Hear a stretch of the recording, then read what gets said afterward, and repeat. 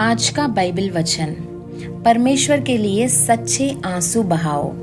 वे बाका की घाटी से गुजरते हैं और उसे जलमय बना देते हैं। शुरू की बारिश उस पर आशीर्वादों की बौछार करती है।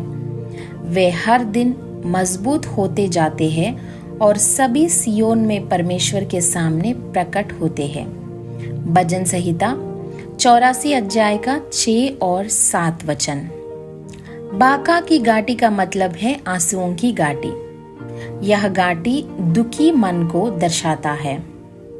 केवल वे लोग जो विनम्र और टूटे दिल से आते हैं, परमेश्वर के लिए सच्चे आंसू बहा सकते हैं। घमंडियों के लिए परमेश्वर के सामने रोना मुश्किल है।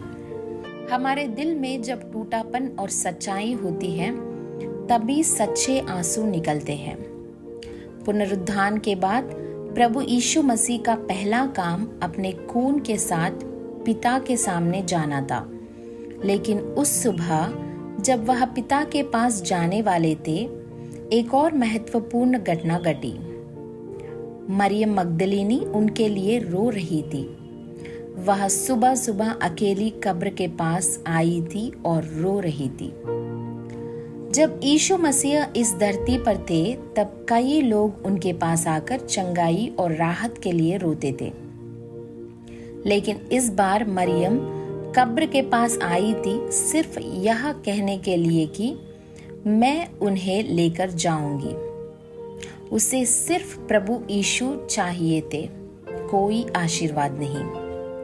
प्यारे ईश्वर के बच्चे, क्या तुमने कभी कहा है, प्रभु मुझे केवल आप ही चाहिए और इसके लिए आंसू बहाए हैं?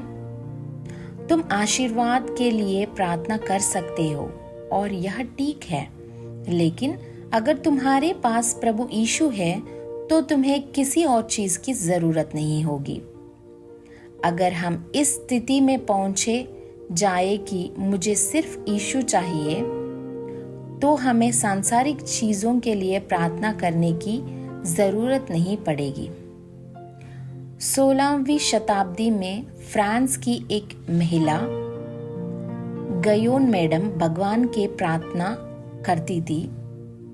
गयोन मैडम भगवान से प्रार्थना करती थी, प्रभु, जो कुछ भी आप मुझे धरती पर देना चाहते हैं, वह मेरे दुश्मनों को दे दीजिए, और जो आशीर्वाद आप मुझे स्वर्ग में देना चाहते हैं, वह संतों को दीजिए, लेकिन मुझे सिर्फ आप ही चाहिए, सिर्फ आप। शाम को रोना आता है, लेकिन सुबह खुशी आती है। भजन संहिता 30 अध्याय का 5 वचन।